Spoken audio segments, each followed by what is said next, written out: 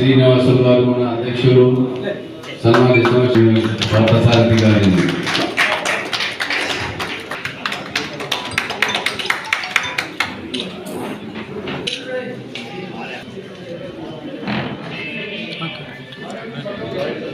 సూర్యకాంతిని పెడతాను ఇప్పుడు బాగుంటుంది.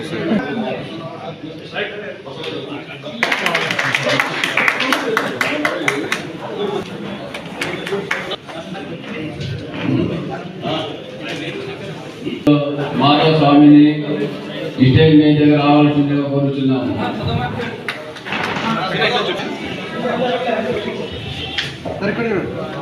Okay right.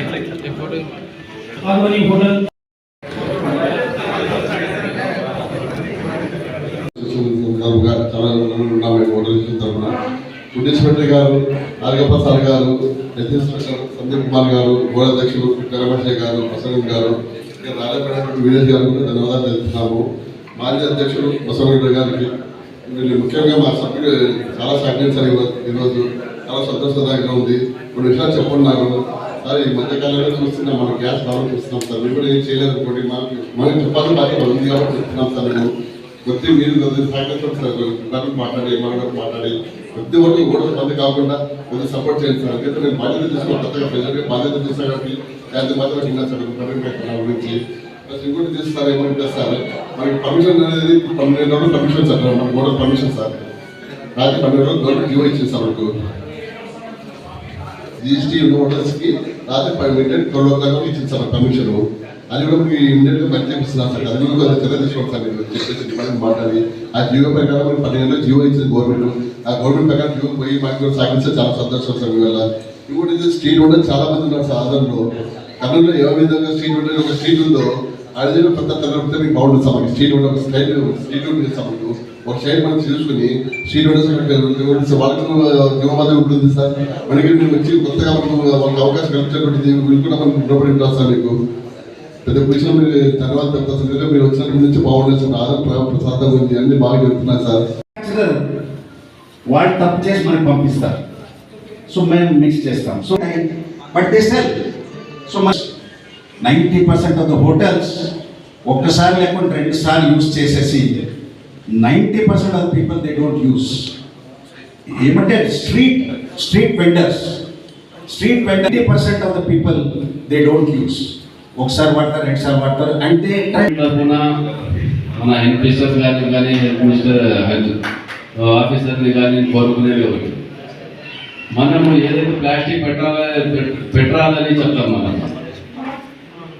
ఇప్పుడు ఏది మనకి దొరకకుంటే గ్రాండ్ షాప్ కానీ ఏదైనా హోటల్స్ కానీ కారా హోటల్ రెస్టారెంట్ ఎవరు కానీ ప్లాస్టిక్ క్యాన్ బ్యాగ్ పెడతారు. అదే మ్యానుఫ్యాక్చరింగ్ మనకి బజార్లో ప్లాస్టిక్ క్యాన్ బ్యాగ్ రాదు, మనం పెట్టడానికి ఉండదు. చాలా కష్టమవుతుంది.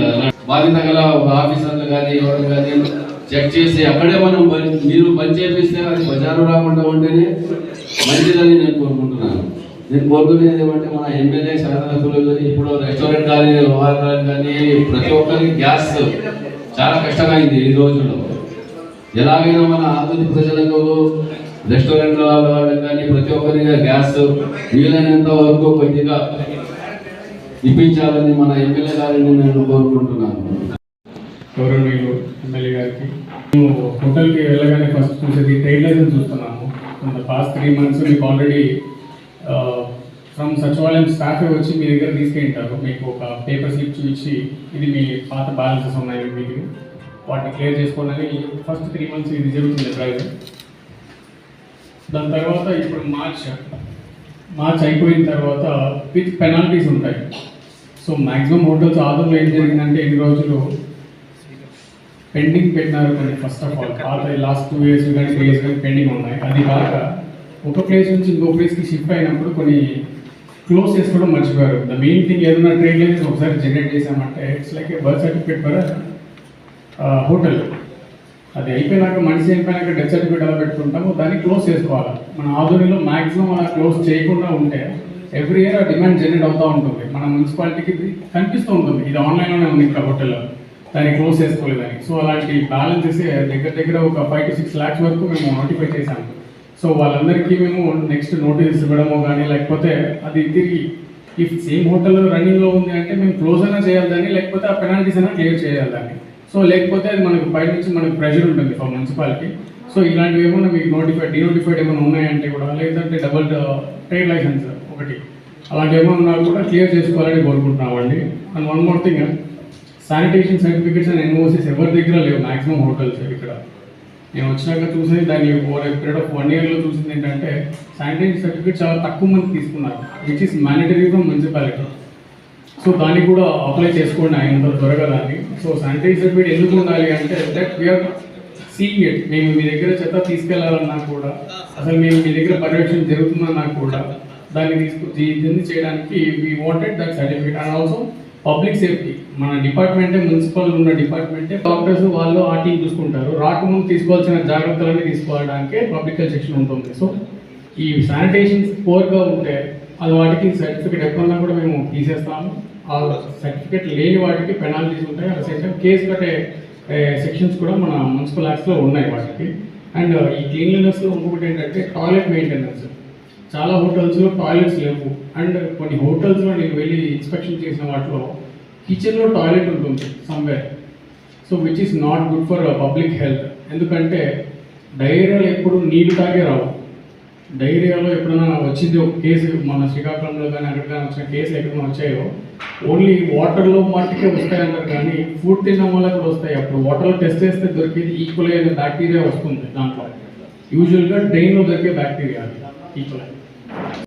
ట్రెడిషన్ మీద కొంచెం అవగాహన సదస్సు ఏర్పాటు చేసే ముందు ఒకసారి డెమో ఏర్పాటు చేయమని చెప్పి వాళ్ళు ఆదేశాలు ఇచ్చారు. మీరు ఒకటి గమనించుకోవాలి, స్టేట్లో ఎక్కడ కూడా ఒక ప్రోగ్రామ్కి, అంటే ఇలాంటి ప్రోగ్రామ్కి ఒక గౌరవ ఎమ్మెల్యే గారు పాల్గొనడం కానీ మినిస్టర్ గారు పాల్గొనడం కానీ ఎక్కడా లేదు. ఇక్కడే మన ఆదూరులోనే ఫస్ట్ టైం ఆ ప్రోగ్రామ్కి చాలా వెళ్ళి ఈ కార్యక్రమాన్ని నిర్వర్తించినందుకు నాకు చాలా ఆనందంగా ఉంది. ఎందుకంటే సార్ ఒకటే మాట చెప్పారు నాకు మొన్న క్యాంప్ హౌస్ పిలిచి, ఆదోనిలో మంచి ఫుడ్, ప్రజలకు హైజీనిక్ ఫుడ్ అందించాలనే ఉద్దేశంతో మనం ఇక్కడ ఒక విధంగా ఎక్కడ ఏం జరుగుతుంది, అడ్మినిస్ట్రేషన్ ఎక్కడ జరుగుతుంది, దాన్ని కంట్రోల్ చేయడం ఎలాగా, ప్రజలకు ఎక్కడి నుంచో దూరం నుంచి వచ్చి మంచి ఫుడ్ ఏ హోటల్లో దొరుకుతుంది, ఎక్కడ హైజీనిక్ ఫుడ్ దొరుకుతుంది అని చెప్పేసి వాళ్ళు అతహపడుతున్నారు.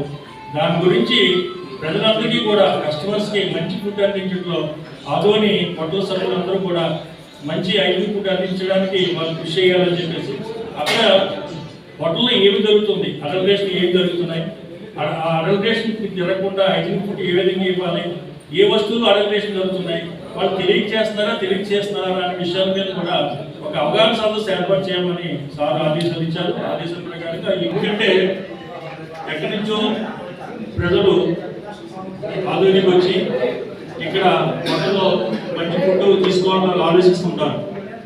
వాళ్ళు తెలియక మామూలుగా ఏదో హోటల్కి వెళ్ళి అక్కడ ఫుడ్ సరిగ్గా లేదండి అని చెప్పి మాకే కంప్లైంట్ ఇస్తుంటారు. అట్లాంటి పరిస్థితులు రాకుండా ప్రతి వాటిలో కూడా హైజీనిక్ ఫుడ్ అందించాలనే ఉద్దేశంతో ఈ కార్యక్రమం ఏర్పాటు చేయడం జరిగింది. ఒకటి ఇందాక మన గౌరవ కమిటీ వాళ్ళందరూ కూడా కొన్ని విషయాలు చెప్పారు. నేను ఒక విషయం వచ్చి మీకు క్షుణ్ణంగా చెప్పడం జరుగుతుంది. చికెన్ ఫ్రైలో కానీ చికెన్ ఐటమ్స్ ఏదైనా సరే, మటన్ ఐటమ్స్ ఏదైనా సరే, అందులో కలిపి ఇక్కడ వ్యాపారం ఎక్కువగా ఫాస్ట్ ఫుడ్ సెంటర్లు ఎక్కువగా జరుగుతుంది నాకు తెలిసిన బట్టి. ఈ మధ్య నా మోర్ పక్కన ఒక ఫాస్ట్ ఫుడ్ సెంటర్ మన ఆంజనేయ రెస్టారెంట్ టిఫిన్ సెంటర్ అనుకుంటాను నేను. ఒకసారి నా గోబీ మంచూరియాలో కలర్ కలిపితే ఆయన ఇది అన్హైజీనిక్ ఫుడ్ అని చెప్పేసి మేము ఆ రోజు చెప్పి డిస్ట్రాయ్ చేయడం జరిగింది. మళ్ళీ రెండోసారి కూడా నేను ఆదోని విజిట్కి వచ్చినప్పుడు అదే పని చేశాను. కలర్ కలిపి మళ్ళీ అమ్మడం మొదలెట్టాను. జస్ట్ మోర్ రైట్ సైడ్ ఉండాలి. నేను వద్దని చెప్పాను, ఇట్లా చేస్తున్నాం మళ్ళీ సెంట్రిఫుల్ కలర్స్ కలిపితే మాత్రం నేను సీరియస్ యాక్షన్ తీసుకుంటానని చెప్పా.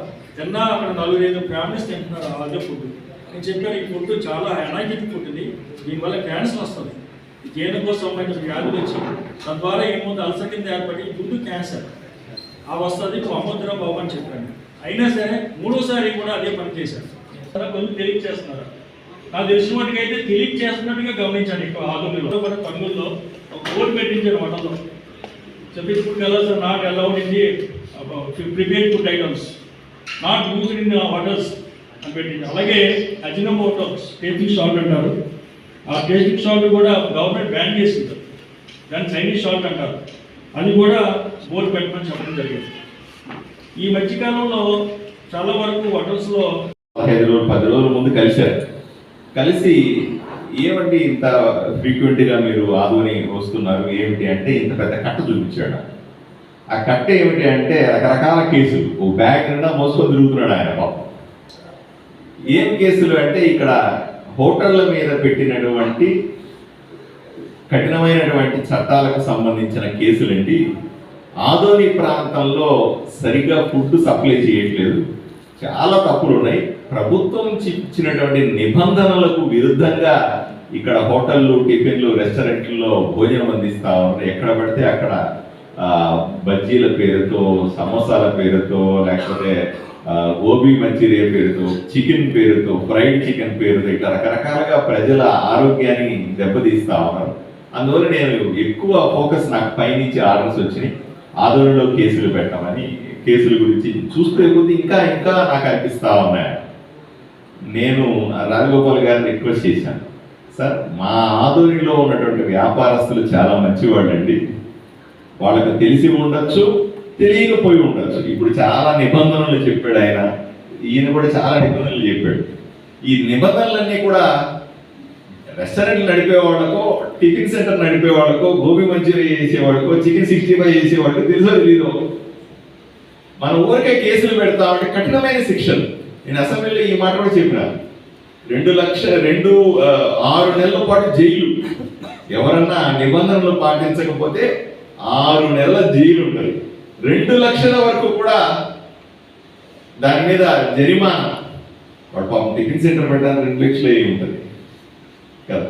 ఎవరు టిఫిన్ సెంటర్ పెట్టుకున్న పాపానికి ఇప్పుడు జైలు పోవాల్సిన పరిస్థితి వస్తే ఇంకోటి ఏంటి, 90% నిరూపించబడతాయి. ఎందుకంటే కేసు అనేది ఊరికే ఎవరి మీద మామూలు సివిల్ కేసు కాదు, ఇది టెస్ట్కి పంపిస్తారు. టెస్ట్లో ఇది అన్సేఫ్ ఫుడ్, సురక్షితమైన ఆహారం కాదని టెస్ట్ పంపించిందేనే 100% షూర్. అట్లా లేకపోతే పంపించారు, డౌట్ఫుల్గా ఉన్నది పంపించారు. శాంపుల్ తీసుకొని పంపించినారంటేనే 100కు 100% రిపోర్ట్ వచ్చేది. ఇంకా అది అన్సేఫ్ ఫుడ్ అనే వస్తుంది. వచ్చిన తర్వాత ఇంకా అది డాక్యుమెంటరీ ఎవిడెన్స్ ఏది, దాంట్లో నుంచి శిక్ష తప్పించుకోలేదు. దాంట్లో నుంచి ఇంకా బయటపడేది ఏముండదు. వాడు ఆ డబ్బులు కట్టడం, లేదా జైలుకి వెళ్ళటం, లేకపోతే భయానకమైన ఇంకా దాంతోనే వాడి టిఫిన్ సెంటరో రెస్టారెంటో అభాసు పాలైపోతుంది. దాంతోనే వాడి ఇంకా మూసుకునే పరిస్థితి వస్తుంది. ఇటువంటి మీరు అన్ని కేసులు పెట్టేస్తే మా ఆదోని ప్రజల మీద, ఆదోని టిఫిన్ సెంటర్ల మీద చాలా కష్టం అండి. మొదట అవగాహన కలిగిద్దాం వీళ్ళకి. టిఫిన్ సెంటర్ కానీ రెస్టారెంట్లు కానీ తెలుసో తెలియకో చేస్తున్న తప్పులు వాళ్ళకి తెలియజెప్పాలా. రెండవది ప్రజల్లో కూడా అవగాహన పెంచాలా. ప్రజలు తినేటప్పుడు లేదా హోటల్కి వెళ్ళినప్పుడు, రెస్టారెంట్కి వెళ్ళినప్పుడు ఏం చూడాలా అని ప్రజలకు కూడా తెలియాలి. ఇలా అవగాహన పెరిగిన తర్వాత మళ్ళీ మీరు నిజంగా కావాలని ఇవన్నీ తెలిసి ఎవరన్నా తప్పులు చేస్తుంటే వాళ్ళ మీద మీరు చెప్పినట్టుగా కఠినమైన శిక్ష తీసుకోండి, నాకు ఎటువంటి అభ్యంతరం లేదు. తొందరపడి కేసులు పెట్టద్దండి అని నేను వారిని తెలియజేశాను. అందువల్ల ఆ అవగాహనలో భాగంగా నేను తప్పని చాలా సంతోషంగా అనిపిస్తుంది. మనం కూడా, నేను ఇక్కడున్న చాలా మంది మీడియా మిత్రులు మీరు దీన్ని ఎన్నిసార్లు ఏ విధంగా ప్రచారం చేయగలిగితే ఆ రకంగా ప్రచారం చేయండి. మీకు తెలుస్తుంది, ప్రజలకు కూడా మీ ద్వారా తెలుస్తుంది. తెలుసుకున్నప్పుడే ప్రశ్నించగలుగుతారు. ఎవరు ప్రశ్నిస్తే తప్పులు తగ్గిపోతాయి, బై డిఫాల్ట్ తగ్గిపోతాయి. ఇవన్నీ జరిగితే లక్ష్యం, అందరి లక్ష్యం కూడా ఆదోనిలో ఎవరైనా సరే బయటికి వెళ్ళి తింటే, ఇంట్లో కాకుండా, ఇంట్లో తినే వస్తువులు కూడా తర్వాత కల్తీలు చాలా ఉన్నాయి అనుకోండి, బయటికి వెళ్ళి టీ తాగినా, టిఫిన్ చేసినా, భోజనం చేసినా సరే మంచి ఆహారాన్ని అందిస్తున్నామనే సంతృప్తి మనందరికీ కూడా చేరుతుంది అని చెప్తాం. ఆంధ్రప్రదేశ్లో 175 మంది ఎమ్మెల్యేలు నేను ఒకటే ఈ కల్తీ మీద అసెంబ్లీలో మాట్లాడాను. ఈ కల్తీ మీద నాకు ఇంట్రెస్ట్, నేను వ్యక్తిగతంగా డాక్టర్ అయి ఉండడం, దాంతోపాటుగా నాకు కొంత ఆహారం